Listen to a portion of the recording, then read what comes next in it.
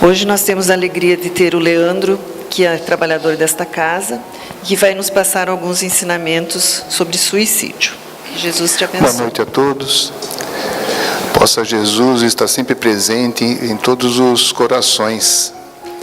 Quando a gente fala de suicídio, é um tema importantíssimo para nós, encarnados, e sobre a doutrina espírita, mais ainda, né, que é a única que tem informações do que acontece depois. As outras religiões também o condenam, nossos irmãos de outros credos também o condenam, mas assim, sem saber, por intuição, né, já que Deus é tão bom que sempre permite que todas as informações cheguem a todos, independente do seu credo religioso.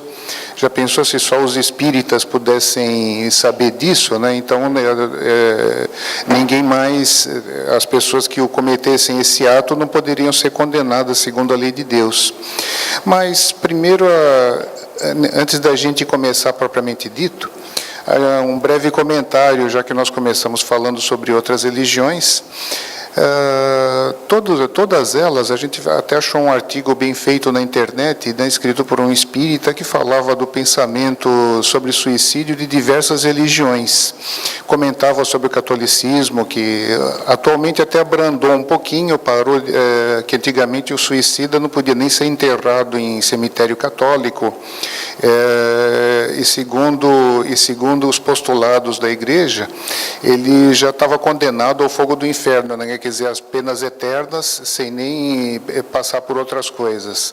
Hoje em dia, já está um pouquinho mais brando, ele já vamos dizer assim, a interpretação deles é que não se sabe as condições do qual esse suicídio foi praticado, então não se condena as penas eternas, pelo menos sob o ponto de vista católico, né? Nossos irmãos judeus também condenam veementemente o suicídio, né? Não existe nenhuma forma de aceitação. Nossos irmãos protestantes, na palavra de Martinho Lutero, também não chega a condenar as penas eternas, mas também acha um ato condenável que nós não temos o direito, nenhum de nós tem o direito de executá-lo. E vai passando por diversas outras religiões, inclusive o hinduísmo, o shintoísmo, o moto, o islamismo. O islamismo, conquanto muita gente às vezes até pensa em função da quantidade de atentados suicidas que a gente ouve falar quase toda semana nos noticiários, a interpretação deles também é parecida com a nossa. Ninguém tem o direito de dispor da vida a não ser Deus. Interpretações errôneas que vieram mais à frente e que acabam induzindo que acabam interpretando que em caso de guerra santa seja possível, mas também não é. Nossos irmãos então de outros credos também da mesma forma acreditam assim. Os japoneses, né, os shintoístas e o Omoto, até um tempo atrás eles interpretavam, por causa daquela disciplina deles de cometer o harakiri quando perde a honra e tal, eles até algumas décadas atrás eles admitiam o suicídio nesse caso. Hoje em dia nem eles mais, existe ainda pessoas antigas que ainda pensam dessa forma, mas nem eles mais admitem o suicídio como solução para alguma coisa. O budismo chegava a admitir há algum tempo que, em caso de pessoas que já tenham atingido a iluminação, ou seja, aqueles gurus, os grandes mestres, que teriam esse direito de interromper a própria vida. Mas, hoje em dia, nem eles também. A alegação principal, com bastante acerto, é que aquele que se ilumina não se suicida. Então, a gente vê que é condenável por todas as religiões, praticamente, tanto as ocidentais como orientais, condenam veementemente essa prática. Quando a gente olha um pouquinho na visão espírita, né, a gente vai encontrar várias obras espíritas falando sobre o assunto, mas no Livro dos Espíritos, que é a base de tudo, a gente vai encontrar nas questões 944 e subsequentes, onde a primeira ideia transmitida é que ninguém tem o direito de tirar a sua própria vida, apenas Deus tem o direito de dispor da sua própria vida, da nossa vida, né? A ninguém mais é dado é dado esse direito.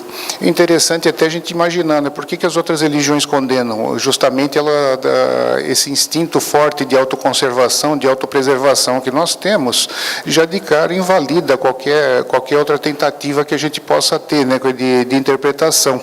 Se assim fosse, se fosse permitido que a gente pudesse acabar com a nossa própria vida, com certeza nós não teríamos esse instinto tão forte de autoconservação que nos faz sempre proteger a nossa vida, sempre valorizar a nossa vida.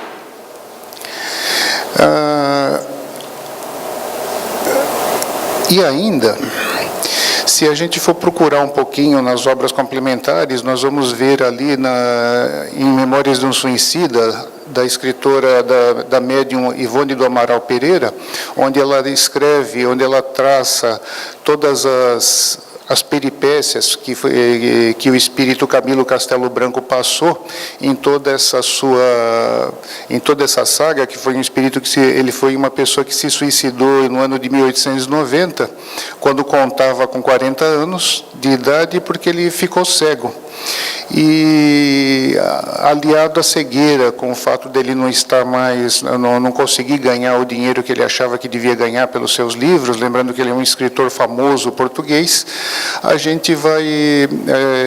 ele não suportou tudo isso e acabou decidindo por tirar sua própria vida. Agora vem aquela questão, né? Todo suicida geralmente ele quer acabar com a dor, né? Ele quer acabar com o sofrimento. Aí vem a primeira questão: isso acaba? O suicídio acaba com a dor de quem está sofrendo algum problema? Todo mundo quietinho, ninguém arrisca falar? Não? Não? Exatamente. Escutamos um só aumenta aqui, realmente é exatamente isso que ocorre, só aumenta. Não podemos esquecer que nós somos espíritos eternos, e sendo espíritos eternos, nós não temos como parar de viver. Seja lá qual for o problema que nós estejamos passando na Terra, por mais grave que ele seja, doença, problema financeiro, problema moral, familiar, perda de entes queridos, perda da própria saúde, qualquer coisa que a gente possa imaginar como sendo um sofrimento máximo que a gente pudesse ter na Terra, o ato do suicídio vai só nos piorar. E piora por quê? Porque, sendo uma falta grave às leis divinas, né, como sendo um direito que nós não temos, ele vai nos deixar primeiro com a consciência culpada. E toda vez que a gente tem a consciência culpada, forma-se uma mistura explosiva. Tudo que pode nos acontecer nesse meio termo, nós vamos sofrer uma série de consequências que vão nos levar a horrores piores do que o que a gente esteja passando aqui na Terra. A gente costuma dizer até que quem gosta muito de cinema já deve ter assistido filmes de terror, já deve ter assistido alguma vez na vida, ou já ouviu falar de Alfred Hitchcock, já deve ter ouvido falar de outros tipos de filmes, como hoje em dia, como passa tantos por aí, os Sexta-feira 13 da Vida, Massacre da Serra Elétrica, e tantos filmes horríveis assim que nem vale a pena assistir. E a gente costuma dizer sempre que quem lê, por exemplo, o livro do Memórias de um Suicida, quando eles estão no auge do horror, no auge do pensamento desordenado pelo suicídio, se algum cineasta bom de Hollywood filmasse aquilo e colocasse nas telas, com certeza ele seria bem mais assustador do que qualquer coisa que vocês tenham assistido no passado, tal o sofrimento do irmãozinho que comete esse ato maluco. E daí a gente começa a imaginar, né? Mas por que ocorre tudo isso? Quando a nossa consciência está culpada, quando a gente tem a consciência culpada, certos efeitos que não aconteceriam normalmente, eles acontecem prejudicando de forma bem marcante o nosso perispírito. Vamos imaginar o seguinte: se uma pessoa sofre um acidente de avião, o avião cai e a pessoa se despedaça toda. Se ela não é muito ligada à matéria, ou uma pessoa normal, vamos dizer assim, sem a consciência culpada, mesmo o corpo se despedaçando, o perispírito pode sair íntegro dali e se recuperar rapidamente, guardadas sempre as proporções de acordo com o nosso grau evolutivo. Já uma pessoa que comete um ato maluco desse, pelo fato de estar com a consciência culpada, o estrago que ela faz no corpo físico imediatamente se reflete no perispírito.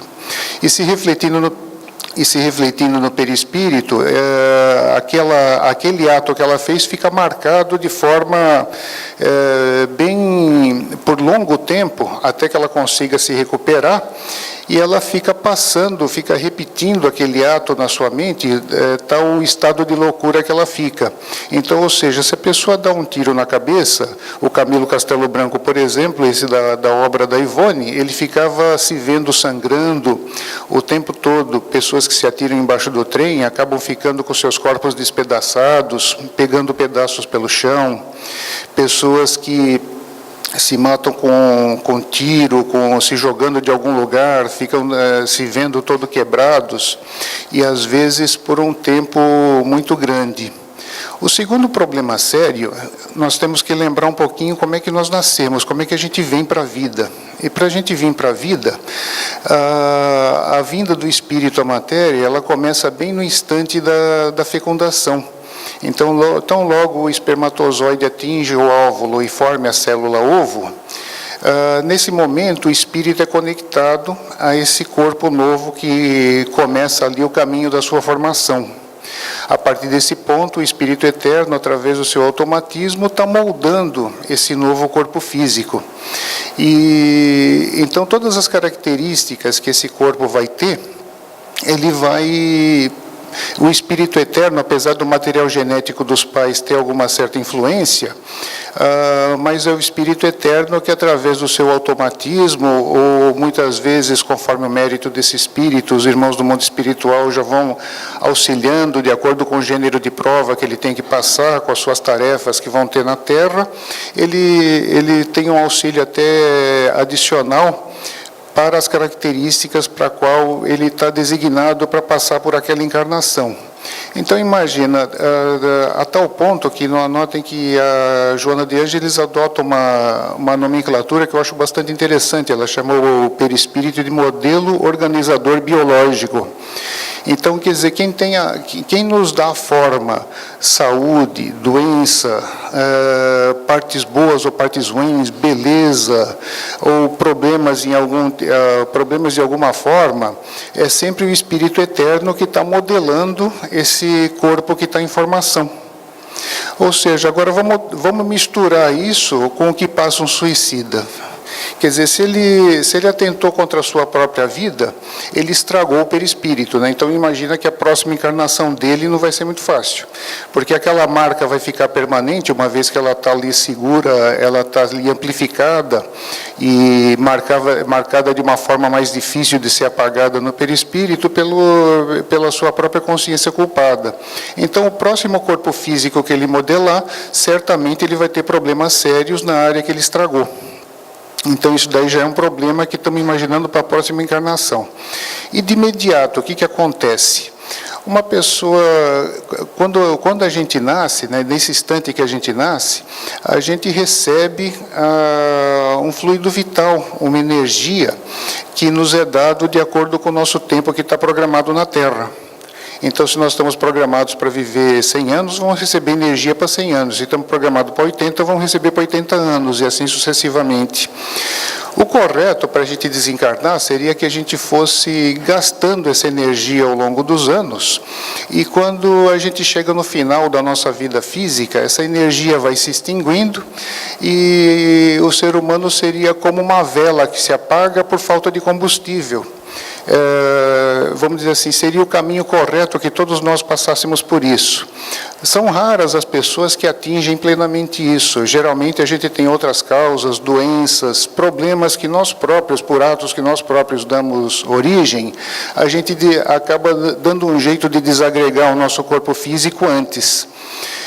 Então a gente dificilmente completamos o nosso tempo total na Terra. Tanto que os espíritos criaram mais recentemente um termo, eles chamam os espíritos que conseguem completar esse ciclo de completistas. E são raros, são bem poucos. Então, ou seja, a maior parte de nós somos assim, nós desconfiguramos ou desagregamos o nosso corpo físico de alguma forma. E lembrando que o suicídio não é só aquele direto, intencional, onde a gente se joga debaixo de um trem ou pega um revólver e dá um tiro na cabeça. O suicídio também não intencional também é um suicídio.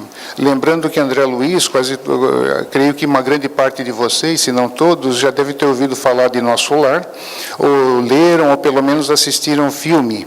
Lembrando que André Luiz, quando ele chega no mundo espiritual, ele era tratado como suicida.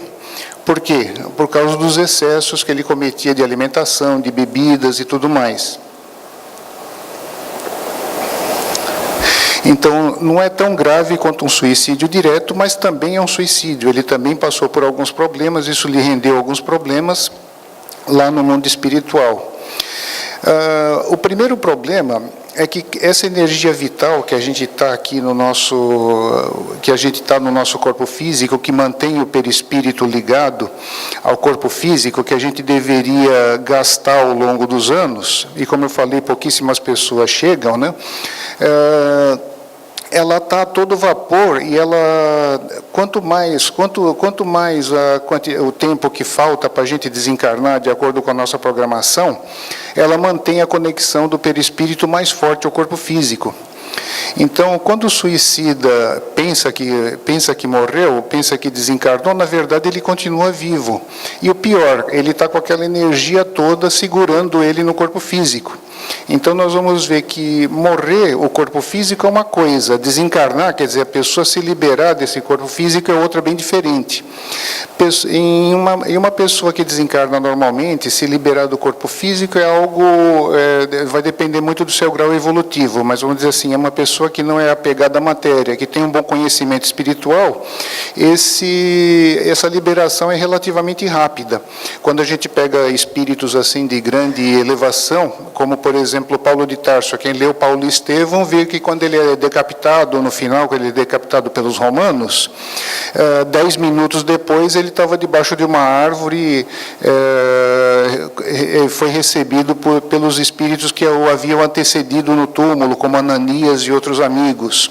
Então vamos lá, Paulo de Tarso está lá em cima, então rapidinho ele já se recuperou.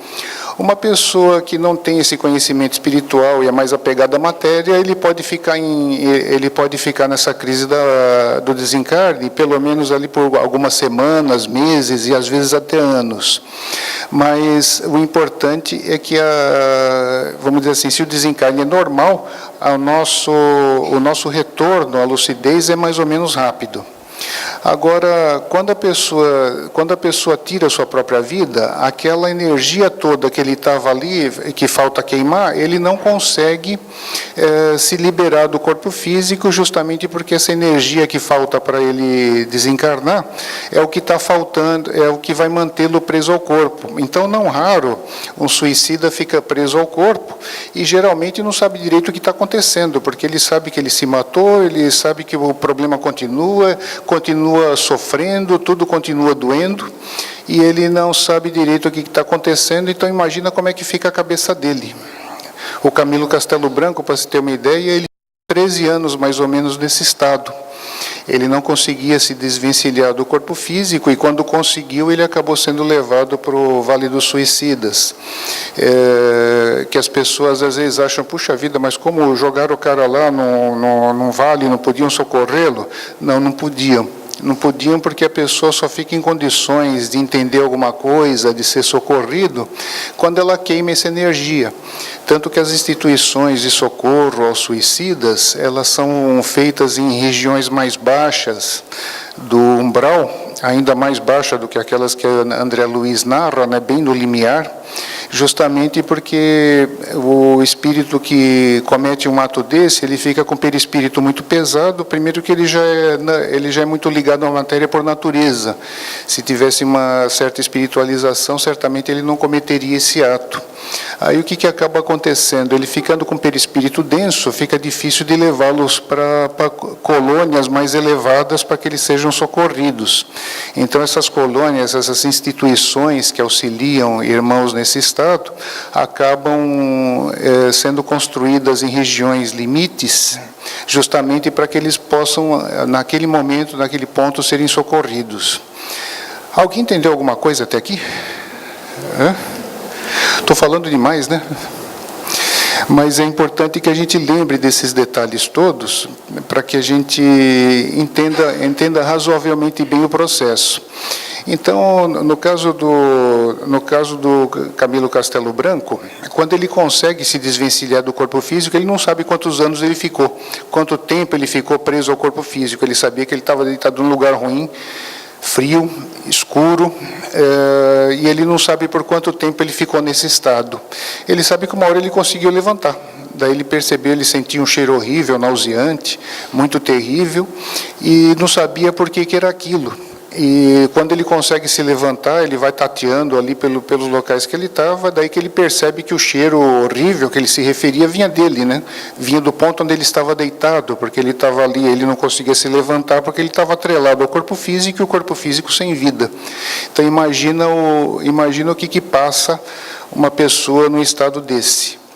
Quando ele consegue se levantar, daí ele vai daí ele tenta procurar, vai na sua própria casa, chega a ver um jornal noticiando o seu desencarne, e quando ele sai na rua, ele começa a escutar uma gritaria, e escutando essa gritaria, ele viu que vinha vindo uma multidão que estava envolvida por uma espécie de guardas, e esses guardas iam guiando essa multidão, as pessoas que estavam no meio, cada uma num estado pior que o outro, não conseguiam se desvencilhar. E até que ele tenta fugir, né, ele tenta escapar daquela multidão, mas ele não consegue. Aí chega uma hora que ele é envolvido no meio daquela multidão, acaba ficando no meio, e os lanceiros que estavam em volta, que ele nota que estavam vestidos lá como indianos, acabam levando eles para um local que ele chamou de Vale dos Suicidas, que era um local cheio de cavernas, com muitas gente em sofrimento, pessoas gritando. Imagina vários suicidas próximos uns dos outros. Aqui, abrindo um parênteses, né, às vezes quando a gente olha uma coisa dessa, muita gente pode olhar e falar: nossa, mas que terror, jogar as pessoas todas ali naquele momento e largar elas ali para até o momento que elas possam ser socorridas, né? Mais um ato da bondade divina. Porque se elas não ficassem ali naquele vale onde elas eram colocadas, elas estavam sob a proteção das instituições que cuidam dos suicidas quando eles chegam no mundo espiritual. Se eles estivessem soltos por sua própria conta, certamente entidades das trevas poderiam capturá-los e vampirizá-los, ou levá-los, prendê-los em algum lugar, alguma furna do mundo espiritual inferior, e os colocaria numa situação de sofrimento até pior do que eles já estavam. Então imaginem, por isso que eles são levados lá, porque esse vale onde eles ficam, digamos assim, é protegido em volta pelas instituições que cuidam desses suicidas, de forma que espíritos das trevas não possam alcançá-los. Nesse ponto, eles são colocados ali e ficam ali até o momento que eles possam ser socorridos. E quando vai ser isso? Que momento vai ser isso, né? Tem um tempo, não tem? Sim, tem um tempo, e esse tempo normalmente é proporcional ao tempo que lhes faltaria de vida na Terra. Quer dizer, nem todo suicídio é igual, mas no caso do Camilo Castelo Branco, ele ficou 13 anos nesse estado, nessa confusão mental. Imaginando ainda, relembrando algumas outras lições espíritas que fala que o nosso pensamento é vida, tudo que a gente fala, a gente vai emitindo imagens, a gente vai manipulando o fluido à nossa volta e vamos emitindo imagens. Essas imagens são chamadas pelos espíritos de forma pensamento. Exemplificando, porque talvez você já tenha ouvido falar disso, mas nem todos, pode ter gente que está vindo a primeira vez e nunca ouviu falar disso no passado. Imaginem vocês que eu começo a descrever algum lugar que eu já tenha estado. Eu morei numa casa assim, que era numa rua da periferia de São Paulo, que tinha uma goiabeira do lado esquerdo. Aí, à medida que eu começo a descrever isso, a minha mente começa a formar a imagem dessa casa que eu morava. E essa imagem, enquanto eu estou pensando nela, ela é alimentada pelo meu pensamento. Então, se tiver entre vocês um médium vidente, esse médium vidente vai conseguir visualizar essa imagem que eu vou formando pelo meu pensamento. Assim que eu paro de pensar nela, normalmente essa figura se esvai, ela se desvanece e some. E a gente não vê porque nós não temos esse dom da vidência. Mas o certo é que a nossa mente cria formas de pensamento. Pessoas que estão com os pensamentos bonitos, legais, elevados, vão criar coisas bonitas. Vão imaginar paisagens bonitas, flores, folhagens, quem sabe o que a pessoa gosta, ela vai emitir esse tipo de pensamento, coisas luminosas. Agora, imagina uma pessoa que se matou, uma pessoa que está com aquele drama todo de consciência, que está sofrendo, que está vendo o seu corpo mutilado, que está vendo o seu corpo sangrar. Que tipo de pensamento que essa pessoa emite? Será que é bom? Ele vai imaginar coisas boas, de formas bonitas? Não, ele vai imaginar coisas horríveis, né? Por isso que esse lugar, ele descrevia como um lugar que era lamacento, muita coisa cheirando ruim, cheirando mal, assim, bem terrível, né? Então, tudo isso acontece por causa do pensamento desordenado das pessoas, não são os espíritos, nem Deus que falam, não vão criar um lugar bem feio para prender esses caras. Não, a própria mente deles em desalinho que cria esse ambiente horrível. E eles só conseguem sair dali no instante que eles queimam a energia, ou queimam o fluido vital que lhes faltava. Por isso que o nosso amigo Camilo Castelo Branco ficou 13 anos nessa posição. Aí que ele conseguiu ser socorrido, que periodicamente ele via as caravanas vindo, que ele não sabia de onde, que chamavam as pessoas pelos nomes e os levavam para o seu socorro. E mesmo sendo levado para socorro, ainda assim, quando ele chega lá no mundo espiritual, quando ele chega no castelo, na instituição, que ele não sabia bem o que era, ele via lá só que estava escrito LSM nos lençóis, nos quartos. Depois ele veio a saber que era a Legião dos Servos de Maria, que o suicídio é algo tão grave que Jesus, num dado momento da vida da humanidade, pediu para aquela que tinha sido sua mãe carnal, para cuidar desse assunto, cuidar desses irmãos que estavam com esse problema, porque só um imenso amor dela seria capaz de acelerar a recuperação desses infelizes, né?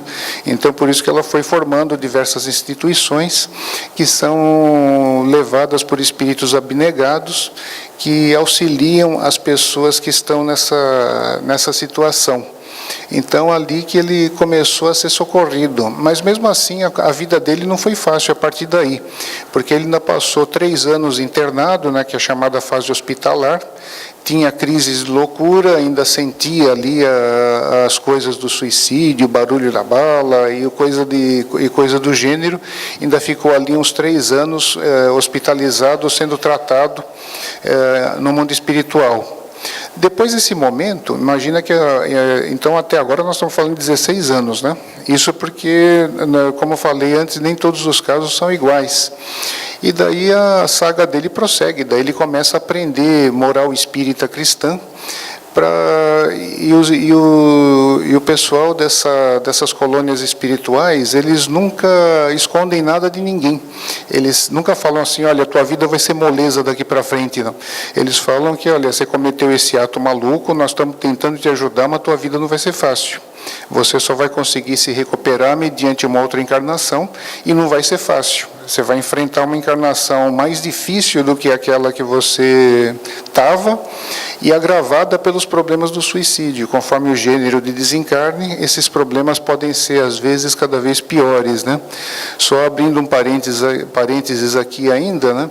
Nós estamos retratando um caso, né, de um espírito suicida. Agora, existem vários outros. Existem espíritos que, às vezes, ficam num estado tão ruim, que nem no mundo espiritual eles conseguem ficar, eles têm que ser levados a reencarnações provisórias para que eles consigam queimar aquela energia. Às vezes eles têm que renascer, lembrando que quem modela o próximo corpo físico é o perispírito do reencarnante. Então, como é que vocês pensam que deve nascer um espírito que, por exemplo, se jogou debaixo de um trem, está com o perispírito todo despedaçado? Como é que ele vai modelar o corpo físico dele? Não estou querendo dizer que todas as pessoas que nasçam com deformidade sejam em função do suicídio, mas, com certeza, o gênero de desencarne provocado pela própria pessoa, com certeza vai ser algo terrível, que vai, às vezes, ter que encarnar num corpo cheio de problemas, justamente para que possa queimar aquele fluido vital que lhe faltava, para daí voltar para o mundo espiritual e começar a passar por isso tudo que o Camilo estava passando. Ok, até aqui, alguém entendeu alguma coisa? Complicada, então vocês já estão vendo que é complicadíssima a vida de um espírito nessa situação, né? Então, e outros ainda, casos mais graves ainda, que às vezes agravados por outros tipos de problemas, outros crimes, às vezes são até constrangidos a encarnar em mundos inferiores. O que é encarnar no mundo inferior?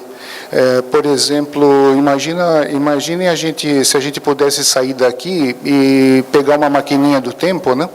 E a gente viver na Terra, ali no ano 500, começando a Idade Média, sem luz elétrica, sem internet, sem casa, provavelmente torcendo para ninguém saquear a aldeia que a gente mora, sem proteção, sem governos organizados. Imaginem vocês como é que seria. Então, às vezes, tem casos tão graves que, às vezes, os espíritos nessa situação, são constrangidos a encarnar em mundos inferiores.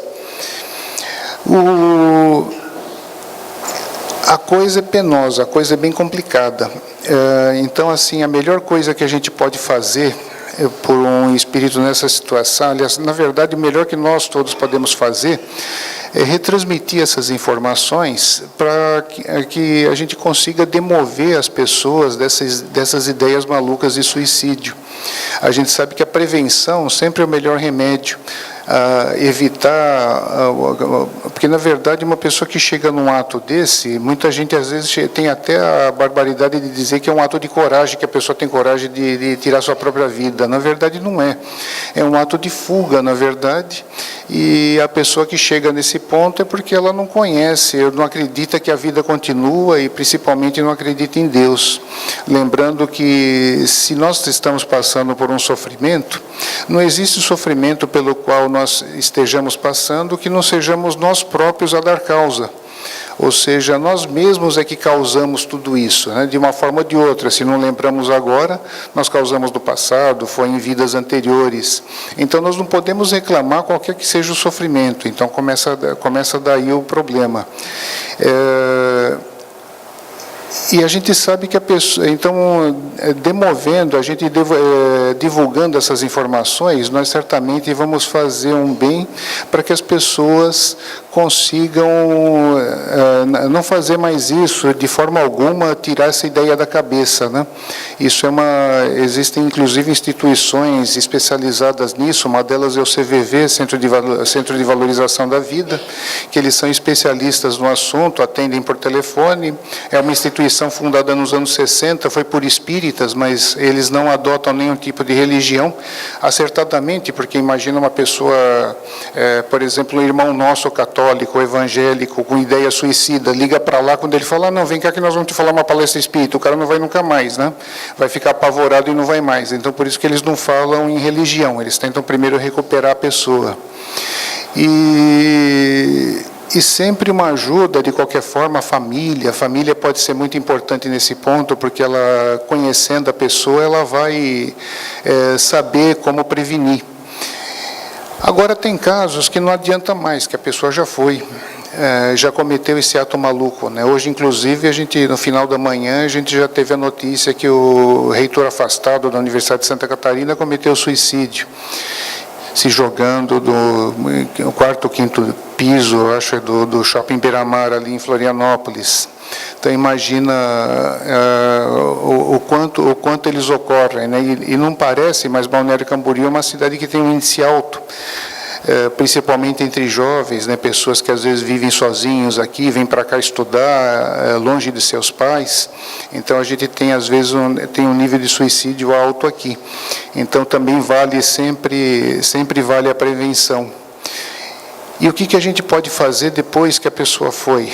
Nós aqui da Terra podemos fazer muito através das nossas preces. Até vendo a narrativa do Camilo, né, como é emocionante o tempo que ele fala, quando ele estava no Vale dos Suicidas, né, que ele sentia aquela confusão toda mental, ele sentia aquele sofrimento, a cabeça sangrando, o barulho da bala na cabeça, e ele falava que de vez em quando dava uma parada em tudo, dava a impressão que ele estava num oásis, né, num ponto de descanso, onde ele se sentia bem, onde estava tudo tranquilo, onde estava tudo calmo. Daqui a pouco começava tudo outra vez. E ele via que ele passava por esses períodos, mas ele não sabia o que era. Quando ele chega lá na instituição, depois quando ele estava já em condições de entender, no final da sua fase hospitalar, ele fica sabendo que essas paradas de sofrimento que ele tinha, esses momentos de refrigério, eram momentos que alguém estava fazendo uma prece por ele. E como Deus é muito bom, né, Ele permite que essas preces sejam todas gravadas e a pessoa acaba chegando lá e fica sabendo de todo mundo que rezou por ela, né? Então, o que a gente pode fazer de melhor, nós aqui da Terra, né, se não conseguirmos prevenir, o segundo passo vão ser as preces. E lembrar sempre que Deus dá oportunidades novas, né, de recomeço. Elas são complicadas, mas Deus dá oportunidades novas. Normalmente a pessoa tem que reencarnar, às vezes longe da família, não porque a família não queira. Muitas vezes as pessoas até chegam e falam, não, mas eu quero voltar com ele, eu quero auxiliar ele a escapar dessa história, mas o mundo espiritual acaba não permitindo, justamente porque o argumento é falar, essa falta contra a lei de Deus, ele não pensou na família. A família às vezes ficou numa situação terrível por causa dele. E mesmo assim ele cometeu esse ato sem pensar na família, né? Então agora a possibilidade que ele tem de recuperação muitas vezes é longe daquela que é a sua família, o seu grupo familiar de várias encarnações. Então a gente vê que em tudo, praticamente tudo, esse negócio vai se complicando. Só para vocês terem uma ideia, a gente tentou, com base no livro nas informações do livro Memórias de um Suicida, nós tentamos traçar uma linha do tempo, só para ver como é que era, para que a gente tenha uma ideia no calendário da Terra, como é que é essa história, né? E a história do Camilo começa ali, eu coloquei no ano 0, à esquerda de vocês, o instante que ele cometeu o suicídio, ou seja, lá em 1890. Então ele passou ali por deu tiro na sua cabeça, passou por aquela fase dos horrores, que ele ficou lá no Vale dos Suicidas, aquele lugar sombrio, né? Continuando, ele teve que esperar queimar todas as suas energias até que ele pudesse ser socorrido, e daí nós vamos ter uma outra marca ali no ano 13, o ano 13, o ano que ele foi socorrido, depois de 13 anos lá, sofrendo, ele conseguiu ser levado lá quer dizer, conseguiu não, na verdade o mundo espiritual certamente gostaria de socorrê-lo antes, mas não, tem que ser um momento que ele está em condições de ser socorrido. Durante esse tempo, então, antes da próxima marca, ele passa pela fase hospitalar, onde ele passa se recuperando mentalmente de todas aquelas crises nervosas que todo suicida acaba passando, né? Depois, a minha próxima marca aqui é o ano 16. No ano 16 é onde ele recebe alta do hospital e ele passa a fazer sua matrícula na cidade universitária. Então, vocês já estão vendo a complicação para se recuperar, né? Então, ele tem que passar agora por uma cidade universitária para que ele consiga se preparar para a sua próxima encarnação. Durante esse tempo, Ele aprende aulas de moral cristã, a terceira revelação, quer dizer, o espiritismo, né? Justamente porque o materialismo e a falta de crença em Deus é que leva, que geralmente são as coisas que mais nos induzem a esse ato maluco, né? Então, justamente as aulas evangélicas e sobre espiritismo, sobre a continuidade da vida, os processos que nos levam à reencarnação, expiação, provas, tudo isso eles acabam aprendendo nessa cidade universitária. E não para só aí, ele vai aprendendo outras coisas, ele passa por uma outra parte. Conheça-te a ti mesmo, também faz parte do aprendizado deles, né? Por quê? Justamente porque a pessoa tenta escapar de um sofrimento. Geralmente o que move a pessoa a cometer um ato desse é porque quer escapar de um sofrimento. E geralmente, quando a gente sofre, a gente se revolta, né? A gente costuma brincar sempre dizendo que a mente humana, nós temos uma capacidade muito boa de nos lembrar quando a gente apanha, mas a gente faz questão de esquecer quando a gente bate. Então, normalmente, a gente se acha injustiçado. Toda vez que a gente passa por um sofrimento sério, nós nos achamos injustiçados, nos revoltamos, que foi o caso dele, né? E se revoltando, ele quis parar com o seu sofrimento e quis, então, dar cabo à sua própria vida. Então, dentro dessa área do conheça-te a ti mesmo, né? Que nós ilustramos aqui com a figura de Sócrates, né? O filósofo grego que nos trazia esse conhecimento, ele foi induzido a se lembrar do seu passado. E daí ele começa já descobrindo que na época de Jesus, às vezes a gente não costuma brincar, né? Fala, nossa, eu estou sofrendo tanto, eu acho que eu joguei pedra na cruz, né? A gente não costuma ter essa expressão. E ele descobriu que literalmente ele tinha jogado pedra na cruz, né? Ele estava um daqueles lá no meio dos judeus, amaldiçoando Jesus, pedindo para que ele fosse crucificado. Mas até aí não foi o móvel de tudo. Aí ele descobriu que em encarnações posteriores ele foi um padre inquisidor. E sendo padre inquisidor, ele mandou queimar a ferro olhos de uma pessoa que estava presa pela Inquisição, e justamente esse foi o ponto que causou sua cegueira numa vida posterior, um drama da sua própria consciência. Ou seja, ele não estava sofrendo à toa, ele não estava sendo injustiçado, ele estava, na verdade, expiando um crime que ele havia cometido numa passagem anterior, numa vida anterior. Então, isso daí é fundamental que eles conheçam e saibam por que sofrem. Depois, ele fez outros cursos, inclusive Esperanto, e notem que a minha próxima marca já está no ano 68. 68 menos 16 são 52, né? Então, ele passou 52 anos ali para tomar a decisão de reencarnar. Está certo assim que as pessoas que haviam sido socorridas ao mesmo tempo que ele já tinham tomado a decisão de reencarnar, ele foi esperando por último porque ele tinha medo, né? Ele tinha medo de voltar para a matéria e falhar novamente, né? Então ele foi arrumando tudo quanto era curso que era possível fazer, mas chegou o momento que não tem jeito, a gente tem que voltar à matéria, que é o nosso único jeito de progredir, e os suicidas mais ainda, né? Então, uma vez tomada a decisão, ele passou ainda, nota que a minha próxima marca é no ano 70, né? Nesse ínterim, ele fica ali no pavilhão de desenhos, né? Que é um departamento especializado que já vai fazendo o projeto do corpo físico, onde que está o problema dele, qual foi o gênero de morte, quais são as deficiências que ele vai ter que passar, o gênero da sua encarnação, quem o vai receber como pai. Então, tudo isso daí é planejado nesse departamento de reencarnação.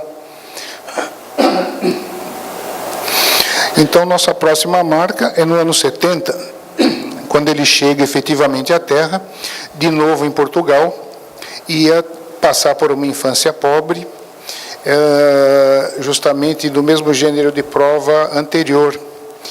Então, por isso que nós retratamos aqui um lugar com bastante dificuldade. E depois, no ano 110, lembrando que as informações que nós estamos colocando aqui são aproximadas, tá? Porque tem hora que ele vai falando, tem hora que ele coloca uma data exata, tem hora que a gente tem que ficar fazendo conta para chegar naquilo. Mas, no ano 110, ele teria que passar novamente pela cegueira. Nota que, a gente olhando de novo a linha do tempo, a gente vê que 110 menos 70 dá 40, né? Então, 40, coincidência? Não, exatamente a prova que ele interrompeu na encarnação anterior. Ele se matou com 40 anos de idade e acabou causando todos esses problemas a si mesmo. Então, nota que no caso dele, nós estamos falando agora desde o ano 0 até o ano 110, ele passou 110 anos para praticamente voltar a estacar zero um pouquinho agravado. Então, na verdade, o que ele achou que ele ia... Então, o que o suicida acha que vai melhorar o seu problema, que vai melhorar a sua vida, na verdade, ele está criando um problema bem mais sério e se atrasando. No caso dele, deu 110 anos, né? Mas lembre-se que há algum tempo atrás a gente falou, agorinha há pouco, nós estamos falando que de pessoas que às vezes são obrigadas a fazer 1 ou 2 reencarnações curtas na Terra, às vezes 3, 4 anos, 2 anos, para que possa queimar essas energias e retornar. Outros são obrigados a encarnar em mundos inferiores. Então, isso daí pode virar tranquilamente 150, 200, 300 anos de atraso na nossa vida espiritual. Então, imagina o problema que isso nos causa. É como uma criança quando repete de ano, né? Aí os seus amigos não repetem de ano, vão para o ano seguinte, e aquele que está atrasado tem que fazer novos amigos, porque aqueles amigos que ele já havia se enturmado já estão em outro lugar. O nosso grupo familiar, imagina como vai estar, apesar de quererem nos ajudar, muitas vezes eles não podem. Então, o quanto isso agrava dentro da nossa vida, né? A nossa vida de espírito. Então, certamente que é muito mais fácil a gente prevenir, mas como não existe nenhuma condenação eterna, Deus sempre nos dá a oportunidade de recomeço, e a gente sabe que a vida do suicida não é fácil, mas é possível recuperar.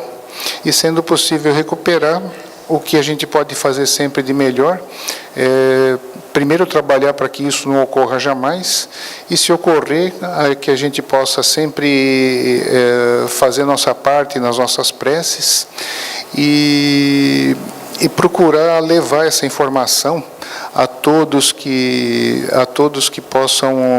tenham necessidade dela, que a gente possa evitar um suicídio, e lembrar sempre que com Jesus, que a nossa parte principal, o mais seguro é a gente ficar dentro do caminho com Jesus, dentro do caminho do Evangelho, dentro do caminho do amor. Por mais que nos pareça difícil o instante que nós estejamos passando, jamais deixemos com que esse pensamento possa sequer passar perto de nós, principalmente nós espíritas, né? Para a gente ver a gravidade desse negócio. Há uns anos atrás, a gente foi convidado para um evento aqui no Instituto Sentir, um dia que teve, uma semana que houveram 3 suicídios aqui em Balneário Camboriú, de pessoas jovens, né?